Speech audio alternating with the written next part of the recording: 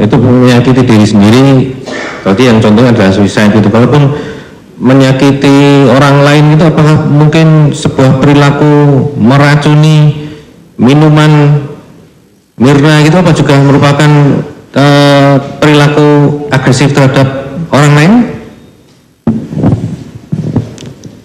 Agresivitas pada orang lain itu juga berbagai macam ya.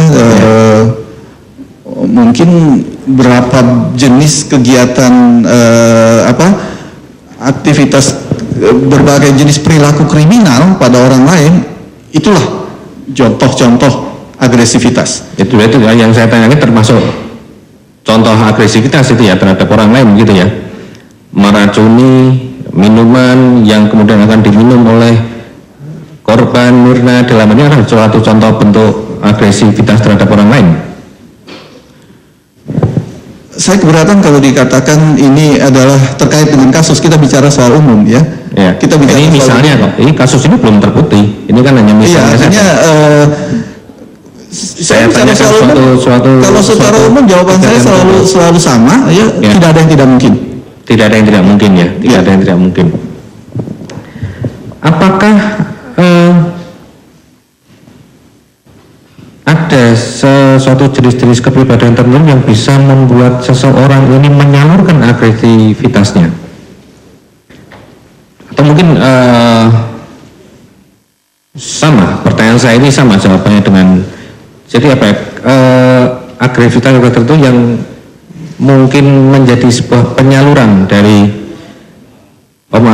ada jenis kepribadian tertentu yang bisa membuat seseorang dapat menyalurkan agresivitasnya. Jenis kepribadian tertentu yang membuat orang menyalurkan. Saya merasa menduga ya, karena saya tidak mengerti, jadi saya mencoba menduga yang dimaksud ada menyalurkan agresivitas itu bentuknya macam-macam. Bisa memang secara verbal dia mengatakan, itu bisa secara emosional ya, dia bermusuhan menjaga jarak, bisa secara agresif fisik ya, atau bisa cara-cara lain, itu adalah penyaluran. Tetapi kalau kita lihat dari sudut positif, bisa saja dia merasa agresif, tapi karena dia kesal ya, dia meningkatkan daya tahan tubuh dia, menyalurkan energi dia dengan hal-hal yang positif, itu juga bisa. Jadi saya pertanyaan begitu luas ya. Itu bisa dilakukan secara langsung atau juga bisa dilakukan secara tidak langsung melalui sebuah media gitu, bisa juga. Oh bisa juga, memungkinkan juga ya. Mungkin ada kemungkinan, semua masih ada kemungkinan begitu ya. Iya, tentu.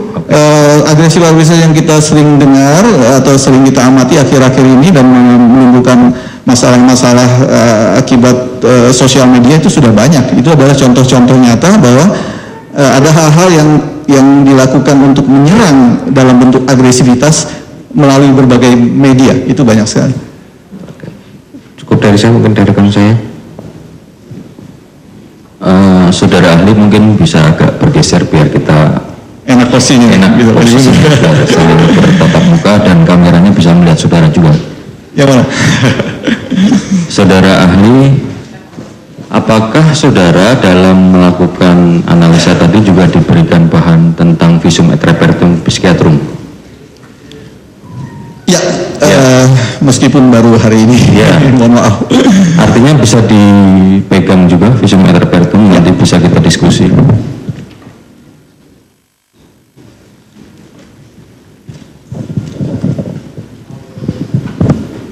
Saya di sini menanyakan bukan tadi seperti tadi disampaikan oleh penasihat hukum terkait dengan Dr. Natalia, tapi saya mendasarkan pada pemeriksaan visum et repertum psychiatrum yang dilakukan pemeriksaan secara tim oleh RSCM. Artinya ini sudah dilakukan secara tim. Tadi saya cermati dan saya catat tadi saudara bahwa pemeriksaan Dr. Natalia tadi dikatakan bahwa hasilnya sangat valid. Artinya, apakah di visum et repertum bisa dikatakan juga sangat valid? Tadi saya catat, ya, pernyataan sudah sangat valid ya? Iya, artinya itu adalah memenuhi standar-standar yang sangat ideal ya. Sangat ideal. Tidak semua orang memiliki akses yang bisa melakukan ini, bisa pergi ke luar negeri untuk. Kalau bisa saya sekali-sekali mungkin bisa kita pandu di halaman 13. Baik. Ya,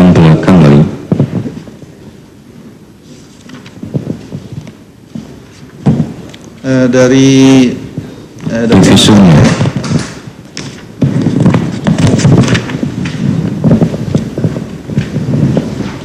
Ya, di sini ada beberapa visum. Jadi yang dari Dr. Natalia ya. Baik. Ya, yang visum et repertum yang belakang. Ya. Ya, halaman 13. Ya. Di situ saya jelaskan di sini bahwa ada pernyataan hasil pemeriksaan yang sangat komprehensif bahwa menjelaskan hubungan antara terperiksa yaitu terdakwa ini dengan Hani, dengan korban Mirna, dengan Vera yang terjadi kisaran tahun 2007 sampai 2008. Di dalam pemeriksaan terperiksa itu mengatakan di sini merasa lebih nyaman untuk bertukar pikiran dengan Mirna apabila dibandingkan dengan kedua temannya yaitu Hani dan Vera. Kemudian di sini dijelaskan juga mereka terperiksa atau terdakwa ini itu bertemu dengan Mirna hanya kurang lebih satu kali seminggu selama kurun waktu di sini 2007 sampai 2008. Tadi terperiksa merasa lebih nyaman bertukar pikiran dengan Mirna daripada dengan dua temannya. Sekarang di halaman 11 terperiksa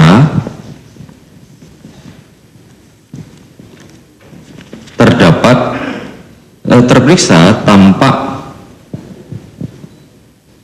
tipe kepribadian sangat posesif dalam berteman dan nampak tidak suka apabila temannya berteman dengan orang lain. Ini mungkin poin-poinnya mungkin bisa diingat-ingat dulu ya saudara ahli ya. Tadi yang saya ini supaya nanti analisanya komprehensif.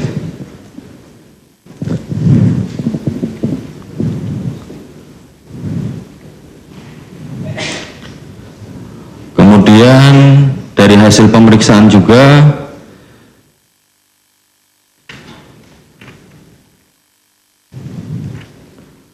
bahwa terperiksa juga memiliki fungsi eksekutif yang baik, yaitu kemampuan untuk merencanakan, melakukan, mengevaluasi, dan memonitor suatu tindakan. Itu tadi berapa tipe-tipe tadi. Kemudian di halaman 22 dan 21 tadi sudah disinggung oleh rekan saya tadi, terperiksa juga nampak adanya kekhawatiran dan ketakutan akan kehilangan dukungan dan figur-figur yang diharapkan menjadi penolongnya tersebut sehingga dapat mengupayakan berbagai hal untuk tidak kehilangan perhatian dari figur penolong tersebut, bahkan sampai melakukan tindakan impulsif dan irasional. Sampai itu dulu, nanti kalau terlalu banyak bingung. Dari situ dikaitkan dengan tadi yang terdapat dalam diri terperiksa bahwa terperiksa atau terdakwa ini sangat nyaman bertukar pikiran.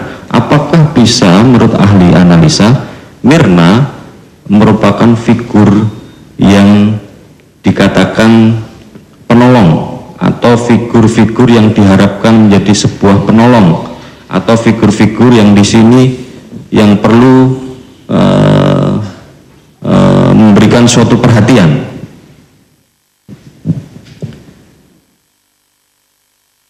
Satu peristiwa tentu belum cukup untuk menarik kesimpulan yang untuk mewakili suatu figur ya, karena tentu figur itu adalah gambaran dari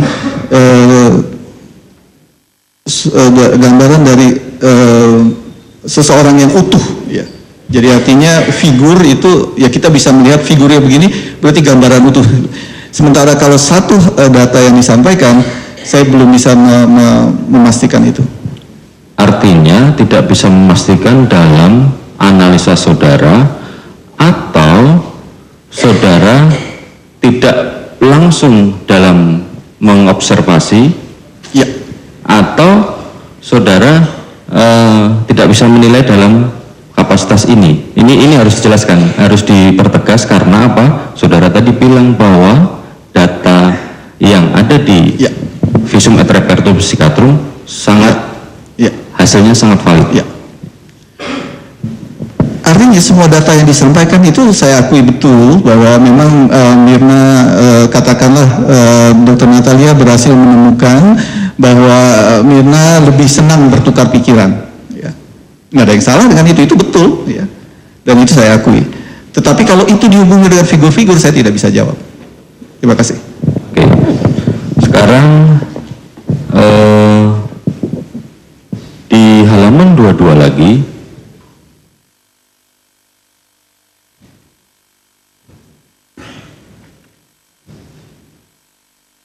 Tadi dijelaskan di sini bahwa ini mohon nanti dianalisa sesuai dengan keahlian saudara. Selama pemeriksaan, terperiksa tampak tenang dan mampu mengontrol emosinya dengan baik. Ketika dihadapkan dalam sesuatu hal yang diprediksi terlebih dahulu maupun dipersiapkan sebelumnya. Dikaitkan dengan tadi faktor eksekutif yang baik, bahwa terperiksa atau terdakwa ini mempunyai faktor eksekutif yang baik, artinya mempunyai kemampuan merencanakan, melakukan, mengevaluasi dan memonitor suatu tindakan. Mungkin bisa kita ini beberapa data tadi. Kemudian tadi saya lanjutkan, ketika dihadapkan pada suatu situasi baru yang tidak ia prediksi maupun persiapkan sebelumnya, ia atau terperiksa atau terdakwa menunjukkan perubahan riak emosi yang berupa kecemasan dan suasana perasaan yang teriritasi. Jadi saya ulangi bahwa ketika dihadapkan dalam situasi baru yang tidak diprediksi maupun dipersiapkan sebelumnya, ia menunjukkan riak emosi berupa kecemasan dan suasana perasaan yang teriritasi. Dengan melihat pola ini, dipikirkan bahwa apabila kematian Mirna adalah sesuatu yang tidak diprediksi atau tidak dipersiapkan sebelumnya oleh terperiksa, maka terperiksa atau terdakwa dapat menunjukkan reaksi emosi yang kuat, di mana hal itu tidak nampak saat kejadian perkara. Terperiksa tampak tenang, tampilan emosinya sangat terjaga pada saat kejadian perkara. Itu dulu saya kaitkan dengan yang tadi, bahwa terperiksa terdakwa ini berhubungan dari tahun 2007 sampai 2008. Di sini tadi dalam analisa komprehensif dari data yang ada, bahwa terperiksa mempunyai hubungan nyaman tadi, merasa nyaman dengan Mirna, bertemu kurang lebih 1 minggu sekali. Artinya seperti ini, hubungan mereka dekat, nyaman, bertemu 1 minggu sekali. Apakah dengan yang disampaikan dalam analisa ini korelasi yang langsung menunjukkan suatu tampilan emosi yang terjaga di sini, dan riak emosi yang memang tidak terlihat, itu seperti di sini dijelaskan analisanya, bahwa dikaitkan dengan kematian Mirna adalah sesuatu yang terprediksi. Menurut saudara analisanya gimana? Saya coba menanggapi dulu 2 hal yang penting di sini yang dijadikan alasan. Pertama, soal kemampuan eksekutif yang baik. itu adalah hal umum. Kita semua di sini memiliki hal yang itu bukan sesuatu yang spesifik ya. Jadi artinya kita semua mampu menduga, mampu meramalkan, kita semua mampu kalau saya berbicara berperilaku tidak wajar di sini tentu saya akan menjadi bahan tertawaan ya. Kita tahu itu ya. Jadi itu bukan sesuatu yang spesifik untuk seseorang. Jadi kemampuan itu hanya menunjukkan bahwa dia itu normal, dia mampu memiliki sesuatu yang rata-rata dimiliki oleh orang lain. Kedua adalah soal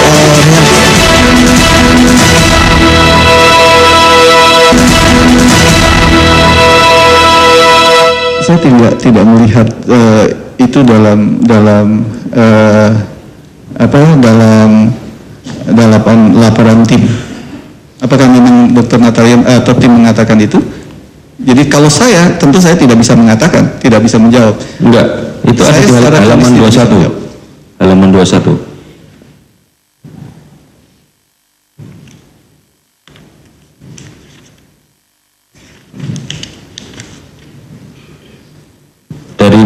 Dari akhir 20. Dari mulai paragrafnya dari akhir 20. Akhir halaman 20.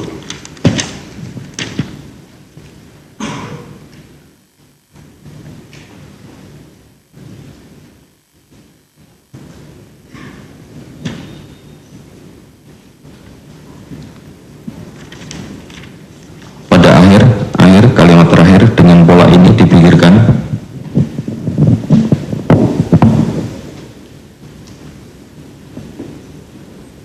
Jadi pada paragraf pertama selama pemeriksaan bla bla bla dan lain sebagainya, halaman 20 Pak ahli. Ya saya sudah baca. Sekarang saya sudah sampai halaman 21. Saya sedang membaca. Ya silakan.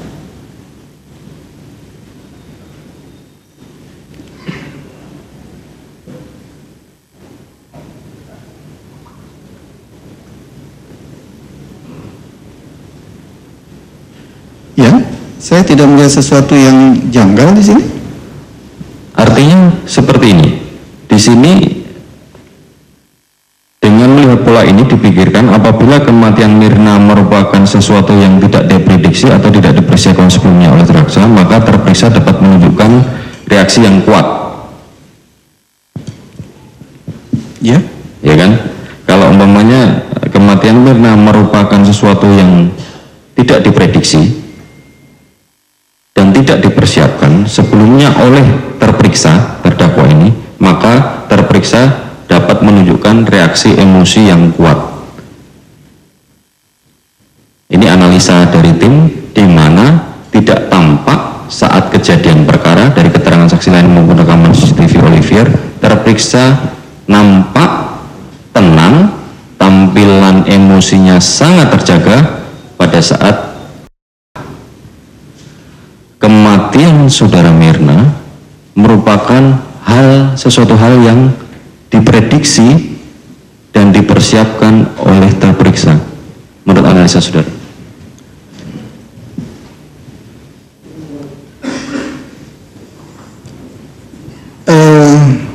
Mohon maaf, saya mencoba mencari kata-kata yang tepat ya untuk ini.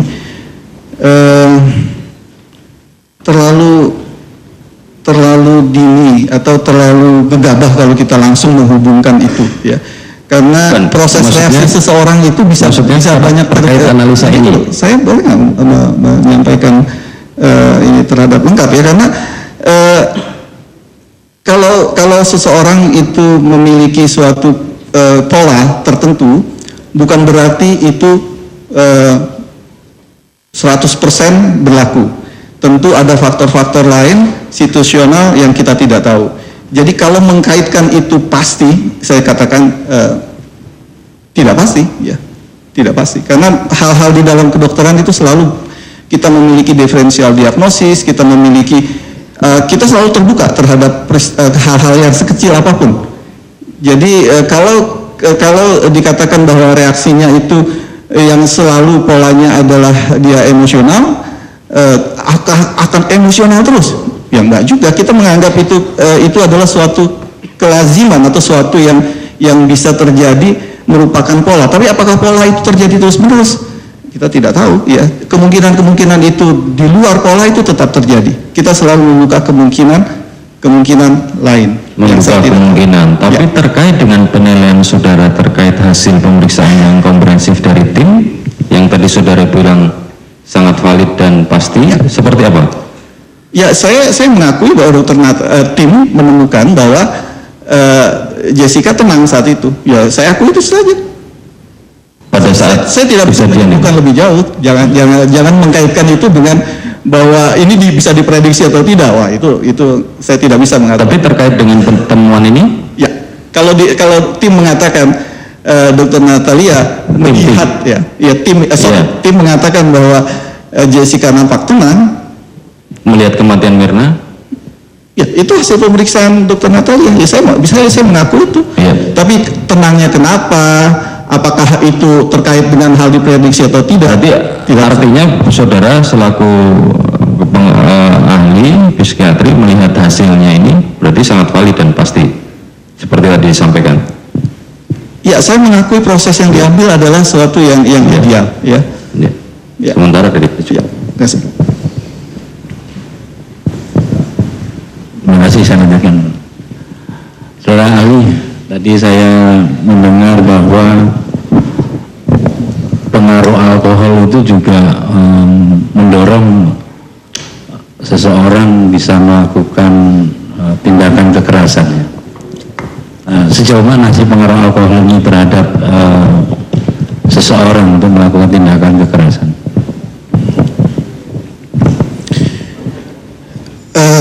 Iya, penggunaan alkohol ini memang sudah terbukti kita memiliki berbagai kriteria penggunaan. Jadi bukan berarti seorang yang kalau pakai itu langsung gitu. Tapi dia harus melewati ya katakanlah batas intoksikasi yang menimbulkan seorang itu mengalami gejala-gejala akibat pengaruh alkohol. Ya. Tapi gejala-gejala ini berbeda dari tiap orang ke orang lain karena alkohol seperti juga umumnya obat-obat narkotik lain itu memiliki apa yang disebut toleransi tubuh. Jadi semakin lama toleransi semakin baik, maka dosis alkohol itu semakin dibutuhkan untuk mencapai suatu pengaruh menghilangkan atau mengambil alih perilaku pasien aslinya, ya. Jadi dia berubah gitu. Jadi ada batas-batas. Jadi itulah yang kalau kita melewati batas ambang itu bagi individu, ya, tentu dia akan mengalami yang kita sebut gejala-gejala intoksikasi dari alkohol atau orang ya kasarnya dia jadi terpengaruh sama alkohol. Oke, terima kasih. Tadi saudara penasihat hukum juga menanyakan kepada ahli bahwa terdakwa ini memesan kopi, Vietnamese kopi, untuk temannya yang bernama korban Mirna ini, yang menjadi korban. Sebelum kedatangan korban, si terdakwa ini juga memesan minuman yang beralkohol. Nah, tadi apa yang diceritakan oleh rekan kami penasihat hukum, bahwa cerita tadi masih kurang lengkap karena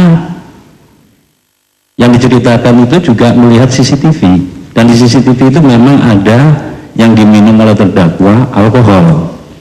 Nah, dikaitkan dengan hasil psikiatri forensik dan evaluasi resiko melakukan tindakan kekerasan yang menggunakan alkohol, ya, yang dilakukan oleh tim ahli terhadap diri terdakwa, ini memang tidak dianalisa. Belum saya melihat di sini, saya mencermati bahwa itu lepas dari pengamatan tim. Memang ini ada minuman beralkohol yang diminum oleh terdakwa pada saat kejadian. Nah, tapi di sini walaupun tidak dimasukkan fakta itu, tim psikiatri forensik ini menyimpulkan evaluasi risiko melakukan tindakan kekerasan yang dilakukan oleh tim ahli terhadap terdakwa, didapat adanya risiko untuk melakukan tindakan kekerasan berulang terhadap dirinya sendiri maupun orang lain saat ia berada dalam situasi tekanan dan tidak mendapat dukungan sosial yang adekuat. Dengan hilangnya fakta tadi dihubungkan dengan tindakan kekerasan yang sebelumnya meminum minuman yang beralkohol, apakah itu juga bisa merubah kesimpulan yang dilakukan oleh tim forensik psikiatri ini?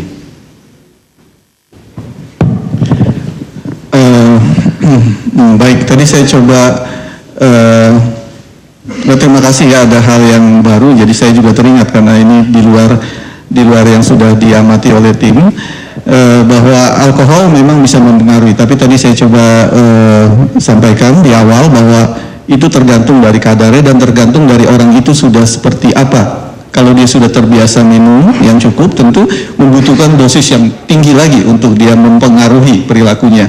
Jadi kalau kita harus mengukur kadar kebiasaan orang itu apakah di luar kebiasaan jumlah yang diminum itu. Kalau dia biasa minum misalnya saya tidak tahu ya istilahnya mungkin 1, 2, 3 kaleng bir ya, kalau dia mencoba sekarang dia cuma minum 1 kaleng, tentu tidak akan pengaruhnya ya, tidak berpengaruh terhadap emosi karena dia sudah terbiasa dengan dosis yang lebih tinggi. Jadi itu terhadap pengaruh alkohol. Tapi mungkin saya juga, karena saya juga membaca dan menganalisis, saya juga melihat ada beberapa hal yang mungkin ditemukan oleh jaksa penuntut umum juga bahwa kok ini nggak dianalisis. Nah, ada hal juga yang saya rasa kenapa nggak dianalisis, diantaranya adalah tadi kan 3 faktor. Satu faktor adalah alkohol, satu faktor adalah tidak adanya dukungan, dan satu faktor adalah stres yang dihadapi. Nah, tadi Bapak mengingatkan pada satu faktor ini yang tidak dianalisis oleh tim ya. Itu pendapat saya adalah tergantung dari dosisnya.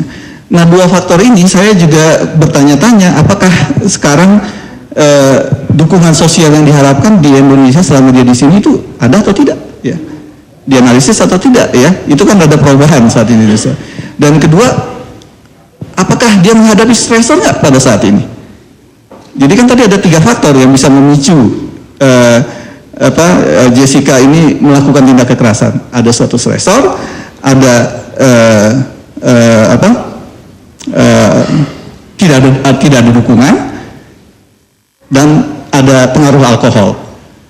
Jadi pengaruh alkohol tadi sudah. Tetapi saya juga tidak melihat ya, saya tidak tahu apakah dia ada dukungan atau tidak di sini, atau apakah ada stresor selama di sini, saya tidak tahu. Jadi ada 2 hal lain yang menurut saya juga barangkali hilang juga dalam pengamatan tim atau terlupa, begitu. Itu juga bisa mempengaruhi kesimpulan. Saya tidak tahu kesimpulan yang mana yang. Iya, setelah dia meminum minuman alkohol itu, 2 minuman yang mengandung alkohol itu, sebelum Mirna datang.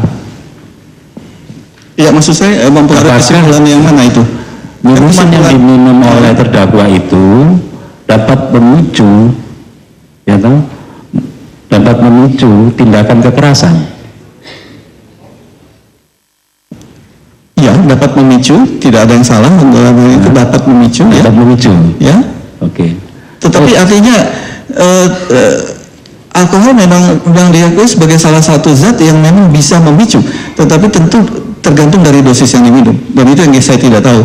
Tergantung dosis yang diminum. Ya, dosis yang diminum dan toleransi individu itu terhadap dosis itu. Nah, kalau misalnya dosisnya tinggi, ya. Apakah kesimpulan dokter psikiatri forensik ini bisa berubah? Artinya bisa lebih tajam dalam menyimpulkan satu maksud saya kesimpulan yang mana, karena kesimpulannya yang poin yang mana yang di kesimpulan yang poin yang tadi disampaikan oleh kawan kami dalam visum psikiatrum tadi. Ini Pak. Maaf kalau saya tidak jelas kesimpulan Untuk melakukan tindakannya didapat adanya resiko untuk melakukan tindakan kekerasan berulang terhadap dirinya sendiri maupun orang lain saat ia berada dalam situasi tekanan dan tidak mendapatkan dukungan sosial yang adekuat. Artinya alkohol ini dapat memicu. Kalau misalkan keadaan sosialnya tidak mendukung, alkohol ini juga bisa memicu terdakwa untuk melakukan tindakan kekerasan. Ya, kalau dikaitkan begitu ya tentu, tapi sekali lagi bukan hanya seorang minum 1 gelas itu akan mengakibatkan ya 2 gelas, 3 gelas saya tidak tahu, tetapi tentu saja itu tidak bisa dijadikan ukuran karena saya tidak tahu alkohol itu macam-macam apa yang ada di dalam. Ada kadarnya berbeda-beda, kalau bir berbeda, kalau yang lain berbeda, kita mesti tahu bukan jumlah gelasnya tapi kadar alkoholnya berapa banyak yang diminum, dan sebetulnya dia punya toleransi seberapa jauh selama ini, riwayat selama ini. Jadi itu mesti tahu bahwa kalau dia melewati threshold itu, melewati batas yang selama ini sudah dia miliki, itu tentu akan mempengaruhi. Terima kasih, cukup. Iya, saya lanjutkan. Saudara Ali, apabila seseorang yang tidak didukung, misalkan orang, kamu tidak boleh berhubungan sama dia, berarti kan dia tidak ada dukungan ya, ya kan? Misalkan kamu tidak boleh berhubungan sama dia, Anda katakan, apakah itu termasuk tidak mendapat dukungan sosial yang adekuat yang dimaksud dalam kesimpulan itu? Larangan untuk berhubungan. Saya rasa kita mesti satu paham dulu tentang dukungan sosial. Dukungan sosial adalah dukungan di sekitar dia yang memang memperkuat daya tahan mental dia. Jadi misalnya adalah keluarga yang perhatian, ya, misalnya adalah teman-teman yang ceria dan senang dengan dia, itu adalah dukungan. Nah, yang dimaksud larangan itu seperti apa? Maksudnya dia kan punya teman itu kan maksudnya kan mestinya mendukung, namun tiba-tiba temannya itu tidak mendukung apa yang dia lakukan. Apakah itu termasuk tidak mendapat dukungan sosial yang adekuat itu? Oh, bukan itu. Yang dimaksud dengan dukungan sosial adalah kalau dia menghadapi suatu masalah, stres atau emosional, ya, maka dia untuk membuat dia menghindari dia dari masalah emosi, dia itu mendapat dukungan, mendapat bumper lah, mendapat lingkungan yang bagus sehingga masalah emosi tidak berkepanjangan atau menjadi selesai. Jadi bukan masalah dia dilarang berteman dengan orang lain. Jadi itu saya rasa itu konsep yang berbeda. Oke. Saudara ahli, saudara ahli, ada tidak ratur tentang pembunuhan dengan menggunakan racun dalam psikiatri? Apakah pembunuhan dengan racun itu adalah pembunuhan acak, ataukah memang sudah ada targetnya, orangnya? Kalau dihubungkan dengan keilmuan saudara itu seperti apa? Di luar kompetensi saya, maaf. Di luar kompetensi saya. Karena itu saya tidak mempelajari soal sianida, saya tidak mempelajari soal kriminologi, tapi saya mempelajari, karena saya klinis, saya sebetulnya lebih berorientasi pada bagaimana menolong pasien, ya. Karena saya menghadapi orang-orang yang bermasalah, ya, yang sering dianggap bermasalah orang-orang lain, yang tentu kita harus koreksi dan kita harus tangani dia sehingga dia menjadi lebih baik, dia bisa hidup lebih baik. Jadi saya tidak mendalami hal-hal yang terkait kriminal dan sebagainya.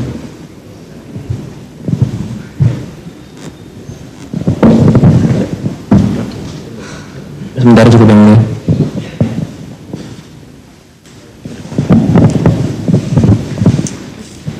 Saksi ahli psikiater ya. Tadi udah mengatakan psikiatri cabang dari ilmu kedokteran. Kalau persisnya beda antara dari sisi keilmuan ya, psikiatri dengan psikologi itu apa sih sebenarnya?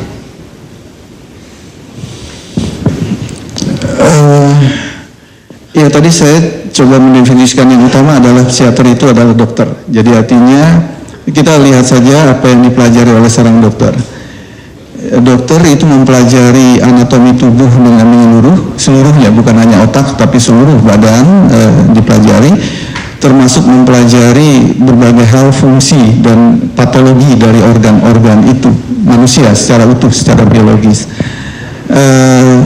Tentu dengan memiliki dasar pengetahuan yang seperti itu, dan tentu ditambah dengan pengetahuan tentang pengobatan, tentang apa reaksi obat dan apa efek samping obat terhadap organ-organ tertentu, tentu artinya dia memiliki kompetensi untuk mengobati berbagai keadaan tubuh ya. Jadi dengan obat-obat punya potensi seperti itu.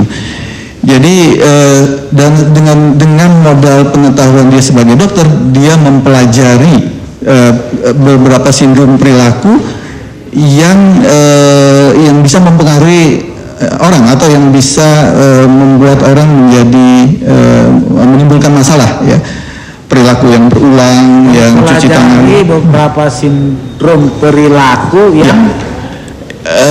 yang patologis, yang sebetulnya maladaptif istilahnya, karena seorang itu dikatakan mempunyai masalah psikiatrik kalau dia ternyata gangguan yang dialami atau sindrom perilaku yang dialami itu mengganggu kehidupan dia sehari-hari, mengganggu kehidupan dia, kehidupan sosial dia, mengganggu pekerjaannya dan sebagainya. Jadi menangani orang yang mengalami gangguan begitu?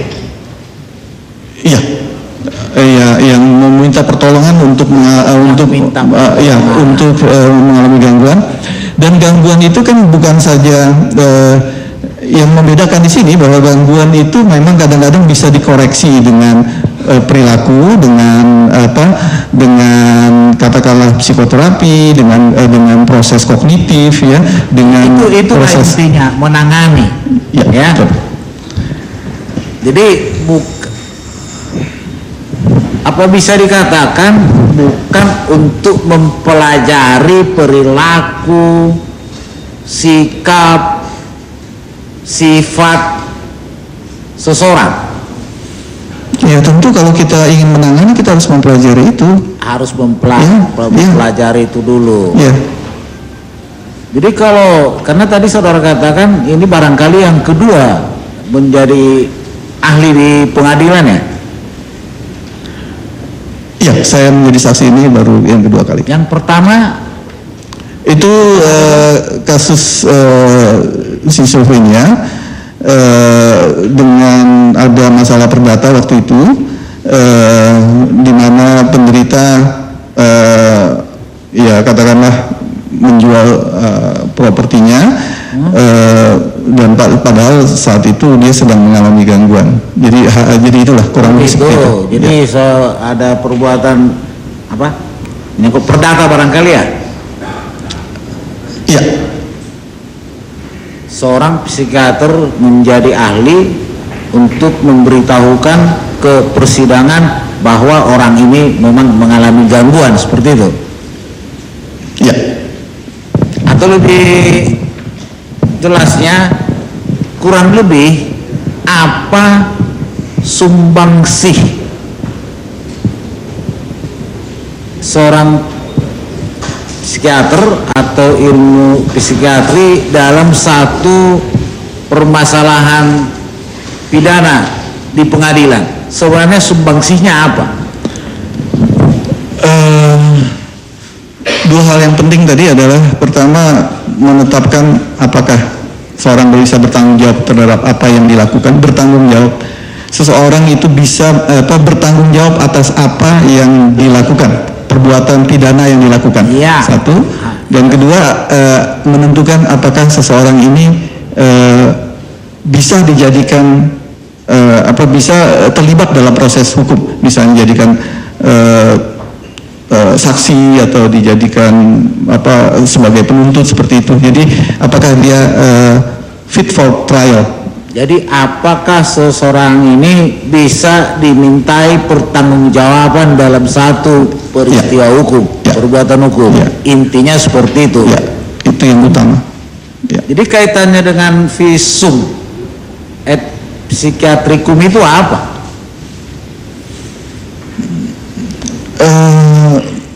Mohon maaf saya tidak tahu, tapi sepanjang yang saya ketahui visum adalah pemeriksaan psikiatri yang ditujukan untuk proses hukum. Jadi hasil pemeriksaan, hasil yang diamati oleh yang melakukan pemeriksaan itu yang digunakan untuk proses hukum.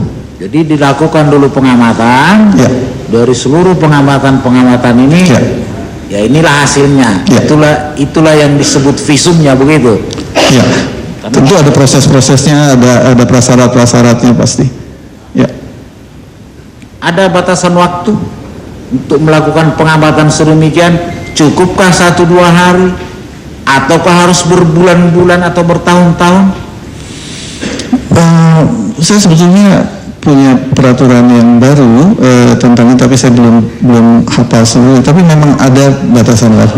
Tetapi ada kasus-kasus yang sebetulnya begitu jelas, dalam 1 hari bisa terlihat. Tapi ada beberapa kasus yang perlu perlu lama. Memang dibatasi kalau tidak salah 14 hari ya tidak salah. Tapi tentu bisa diperpanjang atau. Tapi saya mohon maaf, saya tidak tahu persis itu. Saya bisa merujuk kalau memang diperlukan ada. Karena awalnya tadi saudara ya kan menilai apa yang telah dilakukan oleh tim. Iya.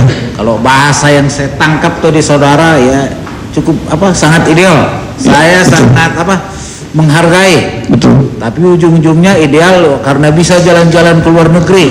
Jadi yang maksud saudara sebenarnya yang mana? Hasilnya kah atau fasilitasi yang diterima tim ini dalam melaksanakan ini semua? Yang saudara sebut ideal itu? Mohon maaf kalau terjadi hal yang kesimpulan yang tidak enak seperti itu, tetapi intinya adalah semuanya bahwa proses yang dilakukan adalah ideal, yang memang karena bukan luar negeri, tetapi memang diperlukan wawancara ke luar negeri. Jadi prosesnya, jadi bukan jalan-jalan. Mohon maaf kalau saya sinis agak dalam. Ya, jadi prosesnya itu yang ideal, bahwa dia membutuhkan wawancara di mana sumbernya ada di luar negeri, maka dilakukan. Jadi proses itu sangat ideal. Proses itu ideal, sudah memadai, dan itulah hasilnya apa yang tertuang dalam berita acara ini. Ya. Begitu. Baik. Cukup, Pak. Sekarang dulu ya. Ke belakang. Silakan.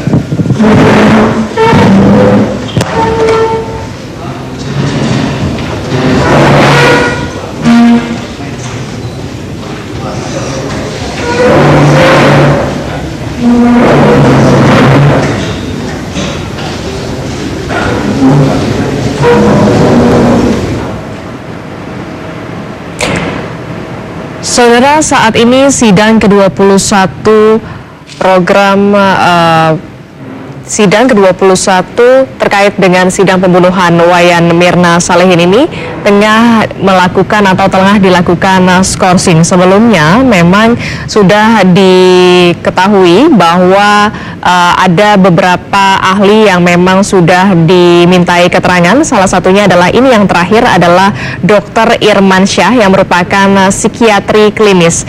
Dalam keterangannya di hadapan majelis hakim, bahwa psikiatri klinis ini memang mengakui adanya visum ataupun analisis kejiwaan yang dilakukan oleh tim RSCM terhadap terdakwa Jessica Kumala Wongso.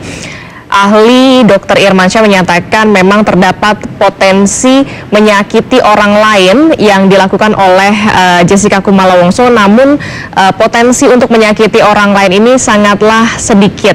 Saat stres, memang Jessica Kumala Wongso ini lebih mendapatkan atau memiliki potensi untuk menyakiti diri sendiri. Sementara itu sebelumnya memang ahli psikiatri klinis yang dilakukan atau dihadirkan oleh penasehat maksud kami jaksa penuntut umum menyatakan bahwa Jessica memiliki peluang untuk melakukan kekerasan, menyakiti diri sendiri dan juga orang lain apabila memiliki tekanan.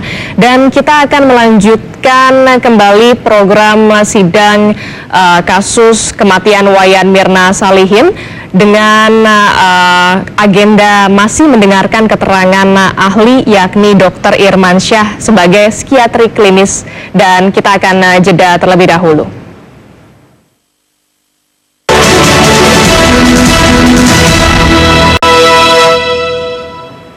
Anda masih menyaksikan program sidang pembunuhan Wayan Mirna Salihin yang saat ini masih dilakukan skors. Seperti yang diketahui saudara, saksi yang dihadirkan kedua adalah ahli kejiwaan dari Rumah Sakit Marzuki Mahdi Bogor, Jawa Barat. Profesor Irmansyah saat ditanya soal eskalasi kejiwaan seseorang akibat tekanan, ahli kejiwaan Irmansyah berpendapat kecil kemungkinan seseorang yang mendapat tekanan kemudian menyakiti temannya sendiri. Kalau kita pakai ukuran potensi, umpamanya, ya ukurannya itu menjadi potensi seseorang ada eskalasi, asumsi ya, asumsinya itu adalah satu eskalasi. Triggernya adalah hubungan dia dengan pacarnya di Australia, ya kan? Nah sekarang, Ibu Natalia juga menyatakan di sini bahwa kalau dia mendapat tekanan, dia cenderung untuk melakukan hal-hal yang menyakiti dirinya, kan begitu. Nah, sehingga kalau kita asumsikan bahwa seandainya benar ada eskalasi itu, menurut ahli, potensi mana yang mungkin terjadi yang dilakukan oleh terdakwa ini seandainya terjadi? Apakah dia melakukan suatu hal terhadap orang yang menyakitinya di Australia, atau terhadap Mirna yang hubungannya dengan Mirna tidak ada masalah tetapi baik-baik saja? Secara potensi, menurut saudara apa yang dilakukannya? Akan kita sandingkan komparatif. Seperti yang terlihat di layar televisi Anda, nampaknya sidang skor sudah dicabut dan majelis hakim akan kembali melanjutkan persidangan kasus kematian Wayan Mirna Salihin, dan berikut liputannya. Nah, ini dia. Tadi penasihat hukum memang mencontohkan penilaian langsung kepada kasus antara Mirna dengan Jessica, sehingga saya pun akan memberikan beberapa pertanyaan terkait gestur tubuh atau perilaku terdakwa selama berada di Cafe Olivier. Tadi sekedar menandaskan saja seperti disampaikan oleh penasihat hukum, terdakwa disebutkan ketika korban Mirna menasihati terdakwa agar diputuskan itu pacarnya karena suka kasar atau peminum atau pemakai narkoba, membuat Jessica tersinggung. Dia meninggalkan Mirna seorang diri, dan karena itu Mirna juga merasa ketakutan melihat dia dan harus ditemani oleh seseorang atau katakan suami atau hani kalau mau ingin bertemu dengan Jessica. Pertanyaannya, dapatkah di sini Jessica menurut saudara mempunyai kepribadian pendendam dari contoh tadi?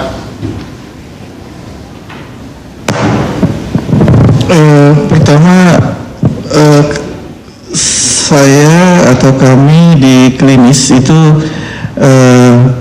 tidak memiliki terminologi kepribadian pendendam. Kalau mau kurang lebih mirip, itu adalah kepribadian paranoid misalnya ya, yang selalu curiga, selalu ingin merasa kesal, marah. Maaf dulu saudara, ada enggak menjiwai atau meneliti kepribadian Jessica ini, saudara? Saya? Ya. Tidak. Tidak. Tidak. Loh, tapi kan ahli dari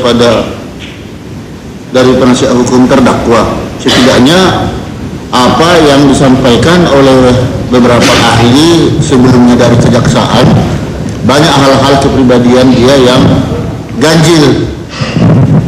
Nah, makanya ada enggak saudara temukan dari hasil contoh tadi dia punya kepribadian dendam atau kaitannya seperti dikatakan oleh jaksa tadi, ada hubungannya dengan kepribadian impulsif di situ? Pertama, saya baru ketemu dengan Jessica sekarang, jadi saya tidak kenal atau sebelumnya tidak pernah ketemu, kecuali melihat dari televisi. Jadi saya kembali ke konsisten, saya tidak bisa menilai pribadi Jessica. Tapi dari sifat contoh tadi yang disampaikan penasihat hukum tadi dan yang barusan saya katakan, karena menasihati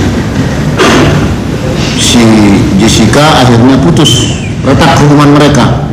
Apakah penilaian saudara di situ ada dendam atau hubungan mereka itu sudah retak di situ atau masih tetap biasa-biasa saja?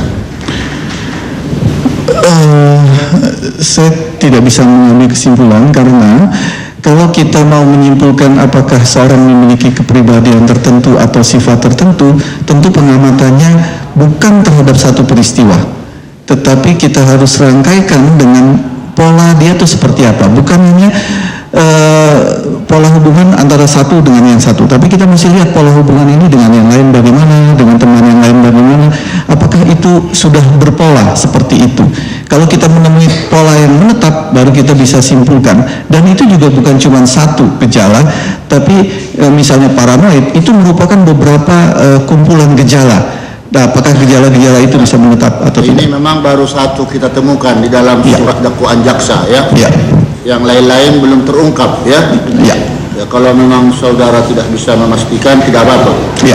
Terus dapatkah saudara menjelaskan ketika ada pertemuan antara Jessica dengan Mirna dan Hani di Cafe Olivier,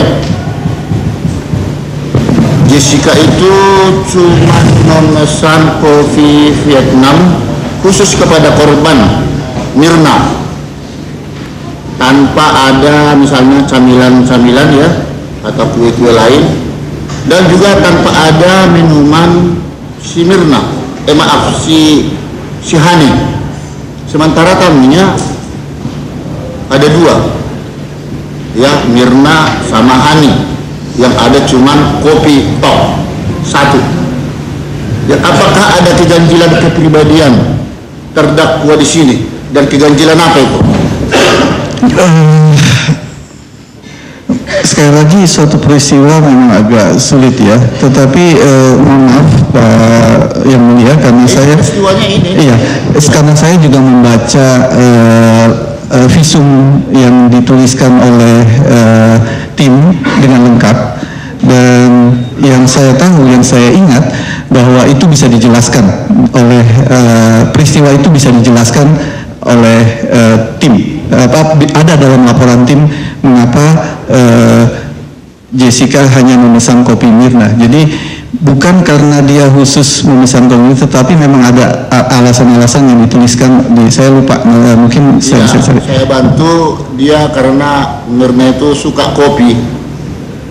Tetapi kan mereka ada 2 orang. Katakanlah ini mereka ada 2 orang. Cuman satu yang dipesan. Iya. Walaupun ada tadinya koktail, tapi dia sudah diminum sendiri. Iya. Terkecuali kalau walaupun diminum sendiri ya wajar, tapi mestinya harus dipesan lagi dong, kan begitu. Nah, ada nggak keganjilan menurut saudara dari peristiwa ini? Mohon maaf yang mulia, karena saya Katakan membaca. sejujurnya, Ya. ini sesuai yang saya tanya saja. Baik yang mulia. Ini peristiwanya. Ya baik. Yang mulia. Kalau tidak tahu, bilang tidak tahu. Saya tahu alasannya soalnya yang mulia, karena tertulis dalam visum. Jadi ditulis dalam visum bahwa Jessica mau ngirim WhatsApp siapa yang mau pesan kopi, dan hanya Mirna yang menjawab. Iya. Hanya Mirna yang menjawab, 2 lain tidak menjawab. Jadi mohon maaf karena saya tahu, kebetulan saya tidak tahu, tapi saya baca di sini dan saya ingat itu. Saya ikuti hanya Mirna yang memesan kopi. Ya, baik. Tapi apakah harus kopi saja, tidak ada tambahan camilan, atau ada koktail juga? Waktu itu dipesan, tetapi diminum, dihabisin oleh Jessica. Nah, yang saya tanyakan, ada tidak keganjilan di sana?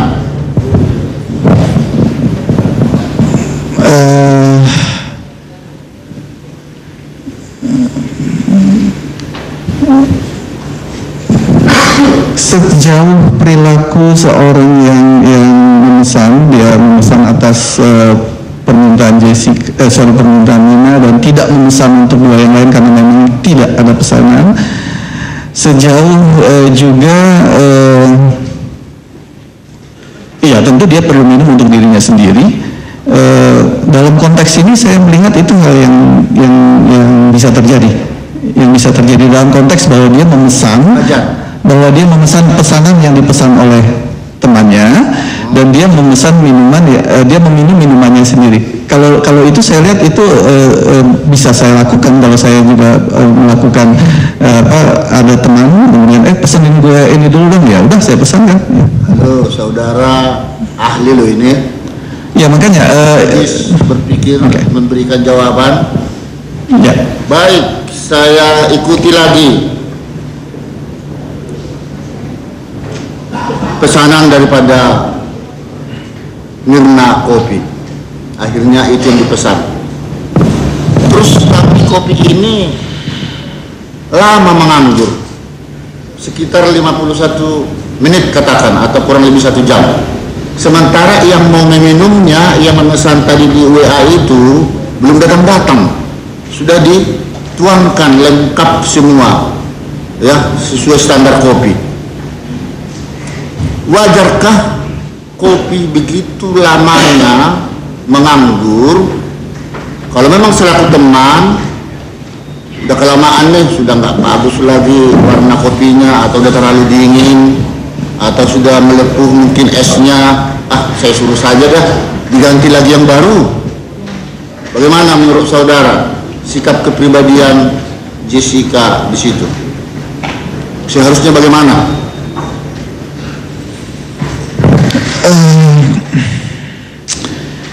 Saya memang tidak ahli dalam hal etik ya, barangkali ini lebih ke arah bukan suatu kepribadian tapi suatu kehidupan sosial, barangkali suatu relasi secara apa yang etis dilakukan seseorang gitu terhadap hubungan sosial dengan teman kalau pesanan kalau gitu. Jadi saya tidak bisa mengamati itu karena itu bukan bentuk suatu patologis dalam hubungan ini. Saya tidak melihat suatu yang patologis. Pas jawabannya umum saja bisa itu tahu. Ya. Tidak usah ahli pun, awam bisa. Ya. Kenapa Ya. berbelit? Baik. Ya?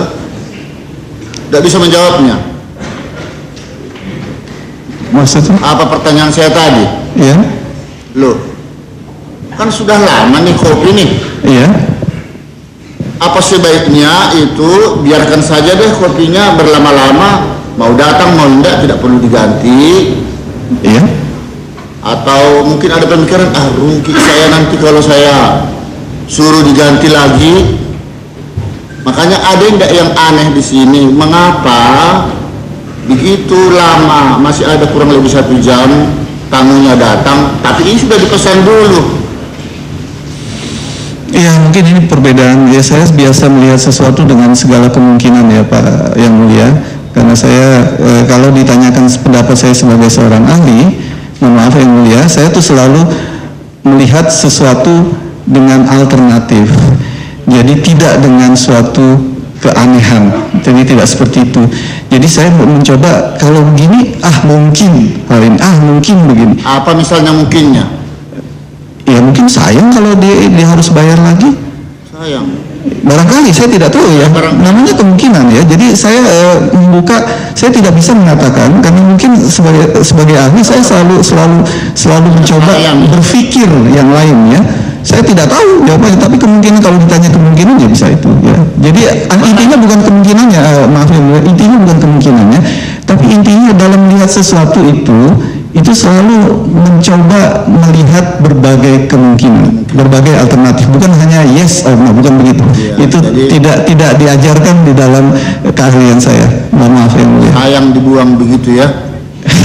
Ya. Nah, kita ikuti lagi ke sana, sayang dibuang. Ada kemungkinan lain Yang Mulia. Apa kita mau bahas yang lain Yang Mulia? Mohon maaf. Apa? Ya. Apa itu? Yang lain? Ya mungkin dia harus minta izin dulu dengan Mirna ya, dengan Mirna apakah ini dan dia tidak bisa berhubungan. Mungkin Mirna juga bilang nggak apa-apa ya, nggak apa-apa itu saya mau makan. Mungkin juga dia bilang mungkin dia merasa kalau kopi Vietnam itu dengan makin lama makin bagus, atau mungkin juga pengenceran yang telah terjadi itu lebih enak, lebih lama. Kadang-kadang saya juga suka begitu. Kalau saya beli es itu saya menunggu yang lebih encer juga. Jadi saya rasa tidak bisa kita menarik satu kesimpulan saja. Baik. Tapi ini ada hal yang ganjil menurut saya, mungkin menurut saudara nggak ganjil. Ya. Ada catatan kami. Dikatakan Jessica ini belum ada di tempat, padahal dia sudah ada di Olivier. Sesuai hubungan mereka, apakah melalui WA itu atau teleponan ya, itu hal yang ganjilin dah itu. Kalau selaku teman kan, kalau memang ada sudah di tempat ya sudah di tempat. Jadi jangan bilang, saya 5 menit lagi sampai, padahal masih jauh. Jadi ini ceritanya kaitannya lagi di sini, ada catatan saya di sini. Dia sesungguhnya sudah ada di tempat itu, akan tetapi dia bilang saya masih di jalan. Bagaimana menurut saudara kaitan itu? Ada etika yang tidak baik di sini berteman, atau itu bercanda barangkali? Ya barangkali itu bisa terjadi yang barangkali. Apa ikuti barangkalinya? Apa? Yang salah satunya mungkin yang seperti Yang Mulia katakan dia bercanda. Salah satunya. Karena saya bilang itu. Yang Mulia barusan mengatakan itu, barangkali bercanda katanya. Jadi saya mengikuti apa yang katakan Yang Mulia. Jangan ikuti dulu, menurut saudara apa? Oke, baik ya. Saya bilang itu. Baik Yang Mulia. Pertama kita mesti lihat ya, apakah jadi orang dalam selalu kita melihat apakah makna dari hal itu. Apakah hal itu membuat suatu yang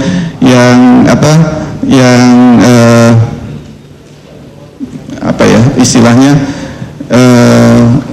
mungkin ada kebohongan kecil gitu, white lie ya, kebohongan yang mungkin ya. Jadi kemungkinan aja. Jadi terlalu hati-hati saudara, nggak usah ragu. Ya memang saya harus hati-hati Yang Mulia, sebagai seorang ahli saya harus hati-hati Yang Mulia. Makanya saya hubungkan tadi, ada enggak tipe kebohongan sama Jessica saudara? Tidak katakan tadi berani, tapi ini mulai ada riak-riak, ada kebohongan kecil-kecilan gitu. Ya, saya juga melakukan itu. Mohon maaf Yang Mulia. Pada umumnya juga manusia berbohong. Iya betul Yang Mulia. Hanya dalam peristiwa ini itu. Ya begitu ya. Baik, tidak apa-apa, saya sudah dapat memahami. Lalu kembali lagi mengenai masalah mahalnya kopi ini. Mirna belum datang. Sepertinya ada rasa cemas, mengharap datang nih si Jessica ini agar cepat datang si Hani sama Mirna. Dengan adanya cemas, harap-harap cemas itu, apa ada udang di balik batu? Ada sesuatu yang tersembunyi di kopi itu menurut saudara. Bagaimana kesimpulannya? Ya kalau memang nggak datang juga kan, kalau tidak soal masalah harga kopi kan berapa lah kan itu. Tapi ini mana sepertinya yang lebih mahal di sini harga kopi daripada memang di dalam kopi itu ada sesuatu perencanaan tidak baik sehingga dia cemas. Coba jelaskan dulu. Ya, terima kasih. Jadi Yang Mulia sudah menambahkan satu kemungkinan yang lain yang saya tidak terpikir. Terima kasih itu. Jadi kemungkinan itu yang namanya kemungkinan tidak ada yang bisa memastikan. Jadi tidak ada yang bisa memastikan. Tapi kemungkinan yang saya katakan tadi bisa terjadi. Bisa, termasuk 10-20 kemungkinan yang lain. Bisa ya. Baik. Ini ada lagi yang menarik nih. Nah, ini setelah kopi disajikan oleh petugas Olivier ke meja di mana Jessica duduk, ya, cukup lama kopi menganggur, katakan sekitar 51 menit, baru datang Mirna Hani untuk meneguk kopi tersebut.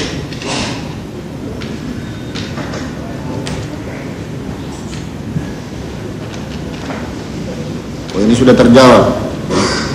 Tadi perkataannya di sini bahwa kopi itu mestinya diganti, tapi ternyata tidak diganti, ya. Tetapi ketika kopi itu berada di tempatnya di mana Mirna datang, ya kan, ada sesuatu hal-hal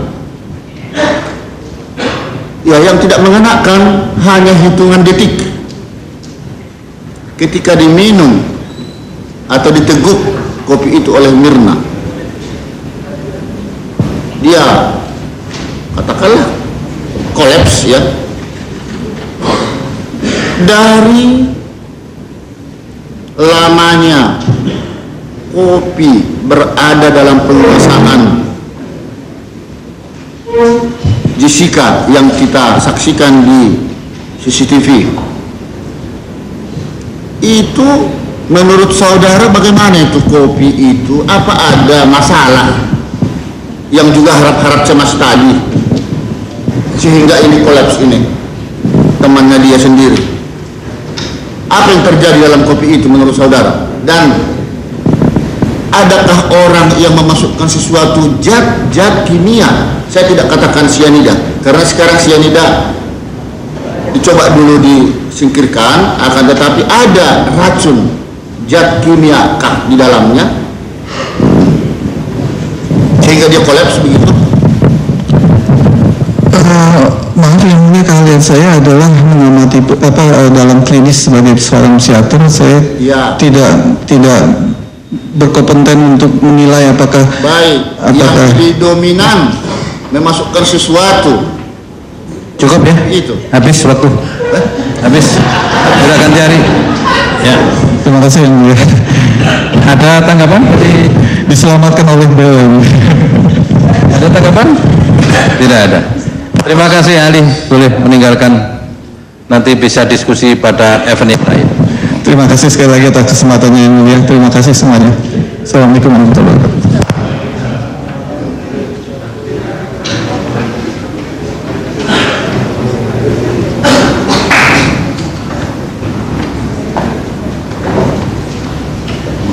Silakan, terdakwa.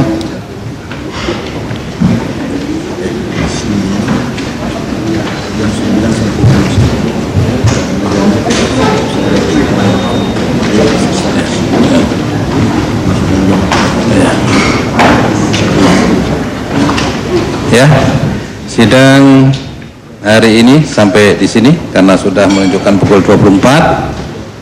Oleh karenanya pada persidangan yang akan datang apakah masih ada ahli atau saksi yang akan diajukan oleh penasihat hukum?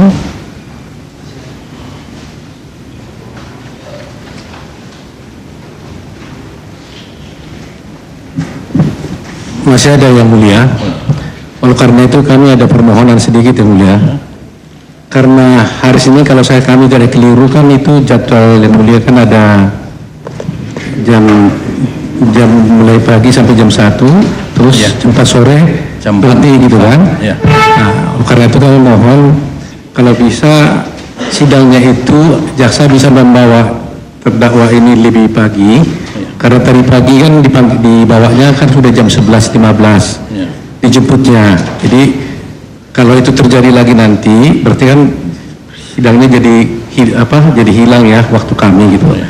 Jadi permohonan kami kalau boleh penuntut umum bisa menghadirkan terdakwa ini tepat waktu menurut saya.